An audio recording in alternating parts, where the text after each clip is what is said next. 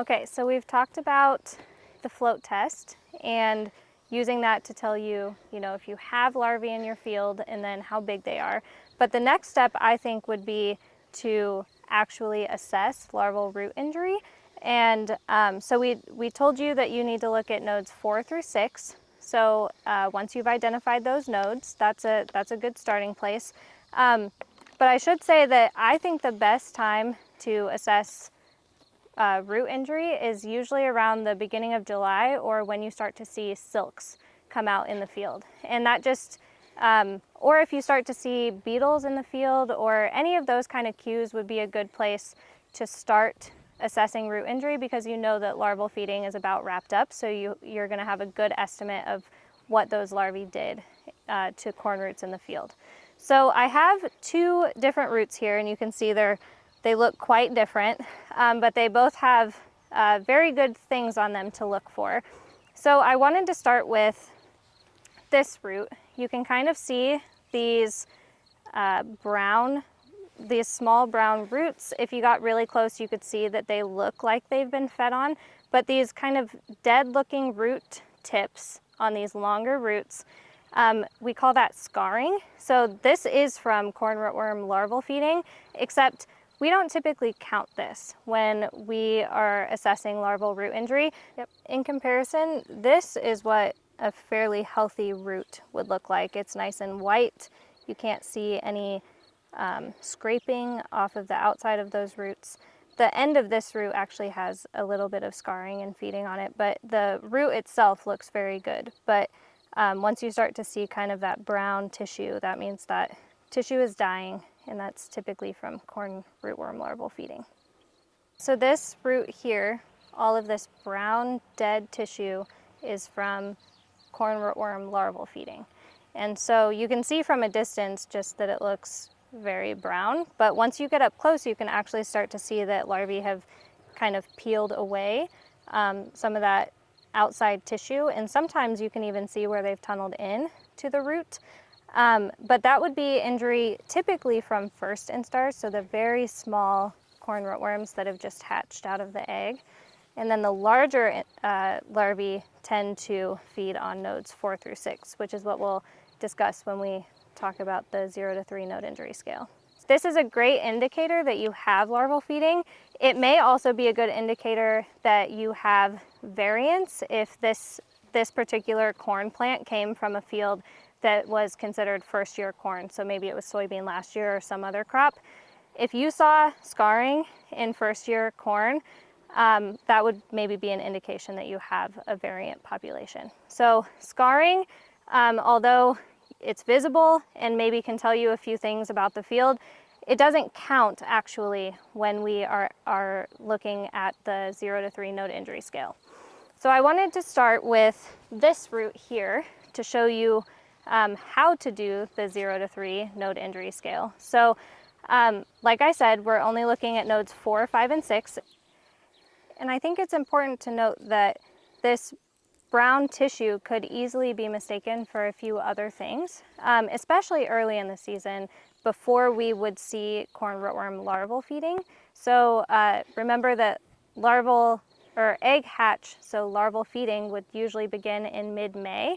And so if you're seeing this kind of brown tissue or roots that just look really unhealthy very early in the season, shortly after planting, that could be some seedling diseases or pathogens that could be infecting the corn roots. It could also be some nematodes. We have some nematode species that feed on corn roots as well. So we won't go into detail about those, but just know that there would be a difference in how those look on the plant, and there could also be a temporal difference. So just you might see those earlier in the season than you would expect to see corn rootworm larval feeding. Like I said, I think knowing where to start is the first part, right? So we need nodes 4, 5, and 6. So node 4 is this one. This one here is node 5. And then these roots here would be node 6 on this particular corn plant. So like I said, you might see a lot of discoloration out here, and we don't really count that. So actually what we're looking for is on those 3 nodes, we're looking for roots that have been pruned back, so eaten back to within 1.5 inches of either the stem or the stalk. Earlier, nodes 4, which would be this one here, 5, and 6 are the nodes that we would be interested in for using the ISU 0 to 3 node injury scale to evaluate larval injury. So remember, there could be a lot of discoloration here on these kind of longer peripheral roots, but we don't really care about that when it comes to assessing larval feeding. So actually what we're looking for is any root, any individual root that has been pruned back or eaten back to within 1.5 inches of either the stalk or the soil line. And I know that seems a little bit confusing,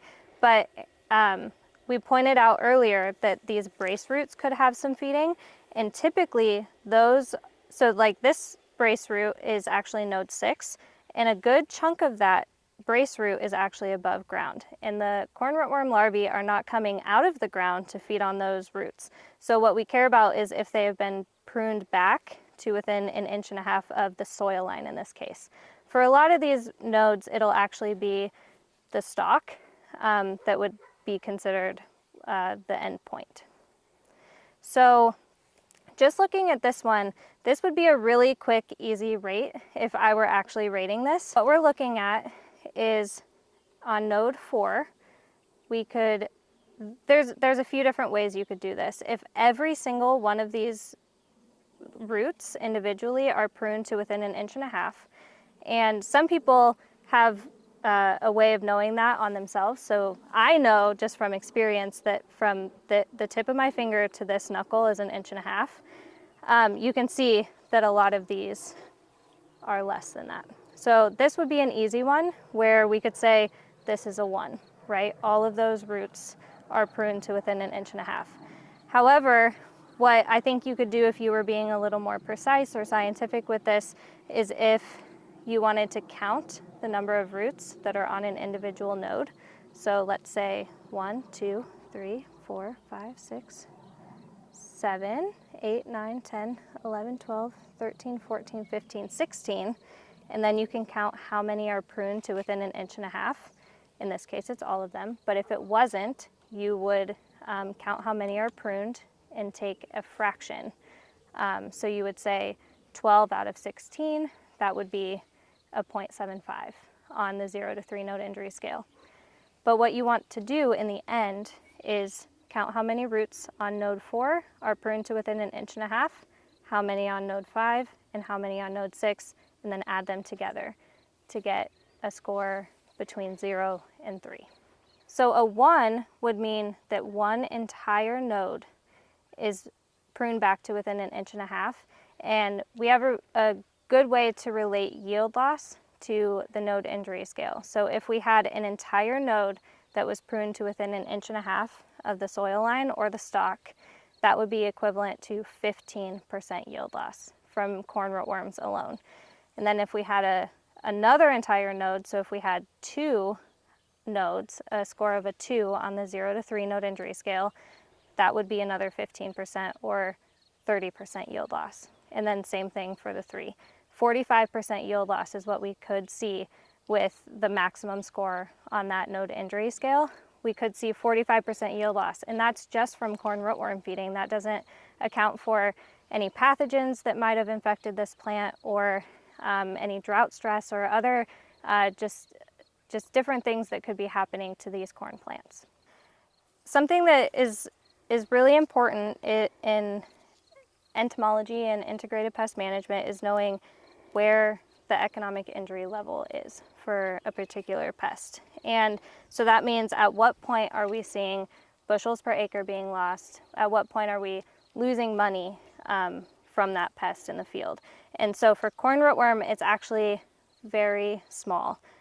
In terms of the 0 to 3 node injury scale, it's actually a score of a 0.25. So between 2 and 3 individual roots pruned to within 1.5 inches of the soil line. So it can be just a few roots that could actually translate to measurable yield losses in the field. And then another really important thing that we can glean from this is, let's say that this particular plant is a hybrid that has BT traits in it. the EPA, the Environmental Protection Agency, says that those hybrids that have Bt traits or maybe the RNAi trait should not exceed a node injury score of 0.5. So if you dug up plants from a field that has Bt or RNAi or perhaps both, you should not see, especially not this level of injury, but you shouldn't see anything over a 0.5 on that node injury scale. This root is a great example of what we call regrowth. So you can see that there are a lot of really fine hairs and it's starting to look a bit like a carpet. This is a way for the plant to try to gain some of that root system back and also restabilize itself after some rootworm feeding. And this response is variable across hybrids. So some do this much more than other hybrids, but you might start to see this, especially if you were to assess root injury later in the season. So like we're doing, we're standing out here in August and we dug up this plant and there's quite a bit of regrowth. So that's why it's pretty important to try to do this in a timely manner so that you don't have to wrestle with this, because it can be very hard to evaluate root injury when you have this much regrowth.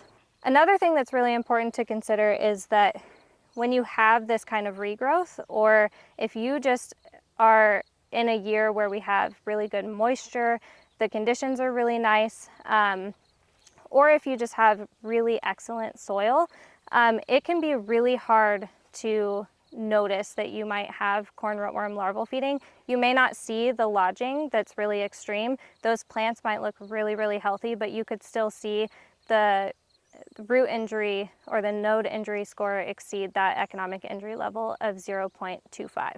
So that's why it's really important to look down below the ground, dig up some roots, evaluate larval injury so that we can start to see what's been going on with larval feeding in that field.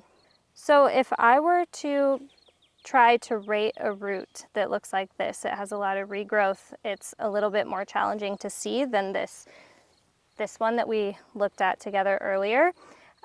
What I would actually do is start to kind of break these back. So you can actually just kind of start to tear them away. If this were node 6, which I suspect it is, you would want to try to be careful to actually rate those as you go. So what I think is most difficult, right, is all of this regrowth. What you really want is to get back to wherever the original root is, which is actually quite hard. So I think I've found it here. I think this was the original root. And then we can see if there's any larval feeding on it and how much that is.